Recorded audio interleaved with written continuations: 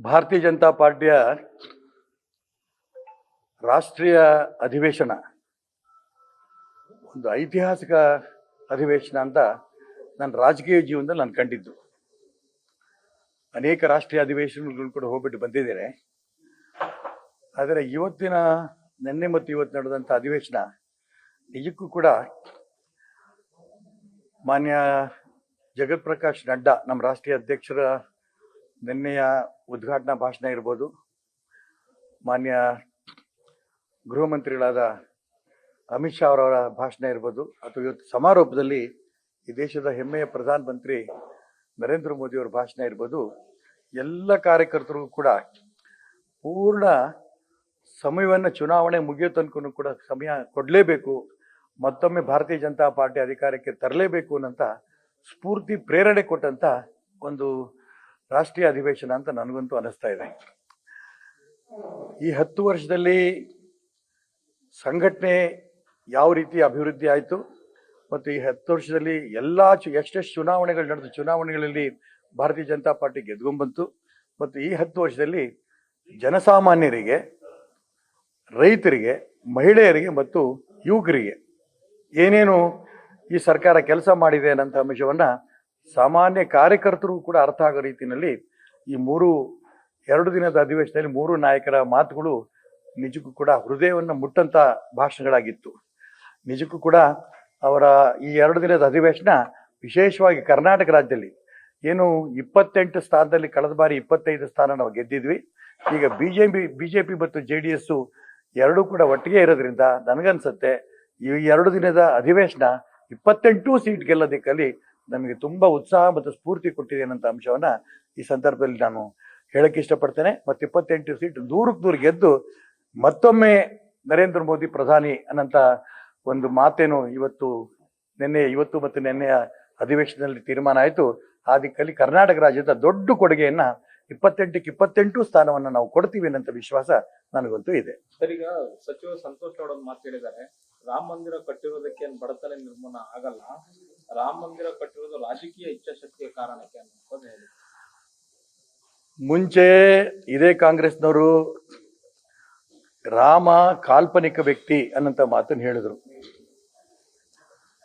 ಅದಾದ ನಂತರ ಇನ್ನೇನು ಸುಪ್ರೀಂ ಕೋರ್ಟ್ ಜಡ್ಜ್ಮೆಂಟ್ ಬಂದ ನಂತರ ಇವರು ಮಂದಿರವನ್ನ ಕಟ್ತೀವಿ ಅಂತ ಹೇಳ್ತಿದ್ದಾರೆ.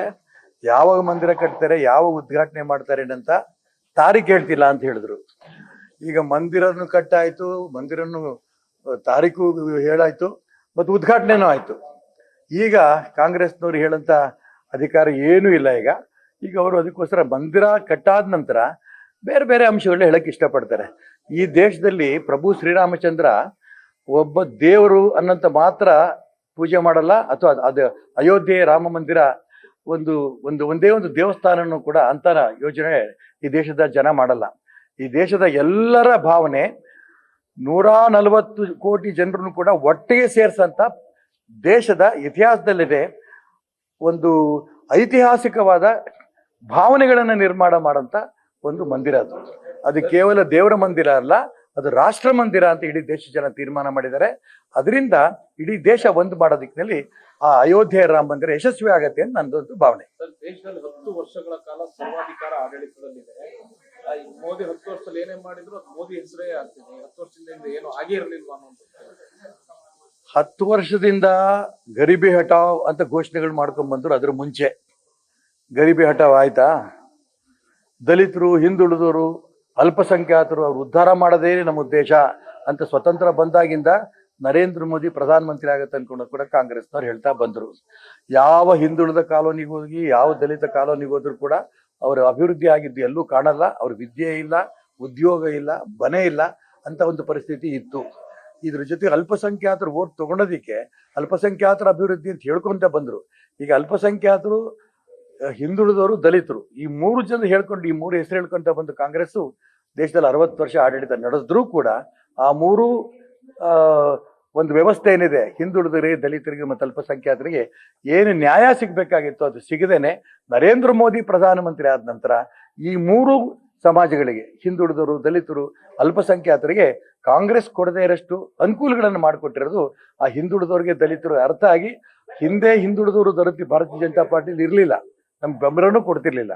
ಈಗ ಹಿಂದುಳಿದವರು ದಲಿತರು ಅತಿ ಹೆಚ್ಚು ಬೆಂಬಲವನ್ನು ಕೊಡ್ತಾ ಇರೋಂಥ ಸಂದರ್ಭದಲ್ಲಿ ಇಡೀ ದೇಶದಲ್ಲಿ ಯಾವುದೇ ಚುನಾವಣೆ ನಡೆದ್ರು ಕೂಡ ಭಾರತೀಯ ಜನತಾ ಪಾರ್ಟಿ ಹೆಚ್ಚು ಸ್ಥಾನವನ್ನು ಪಡೆಯೋದಕ್ಕೆ ಕಾಂಗ್ರೆಸ್ಸರು ದಲಿತರಿಗೆ ಹಿಂದುಳಿದವರಿಗೆ ಮಾಡಿರೋಂಥ ಮೋಸವನ್ನ ಅರ್ಥ ಮಾಡಿಕೊಂಡು ಅವ್ರು ದಲಿತರು ಹಿಂದುಳಿದವರನ್ನ ಭಾರತೀಯ ಜನತಾ ಪಾರ್ಟಿಗೆ ನರೇಂದ್ರ ಮೋದಿ ಬೆಂಬಲ ಕೊಡ್ತಿದ್ದಾರೆ.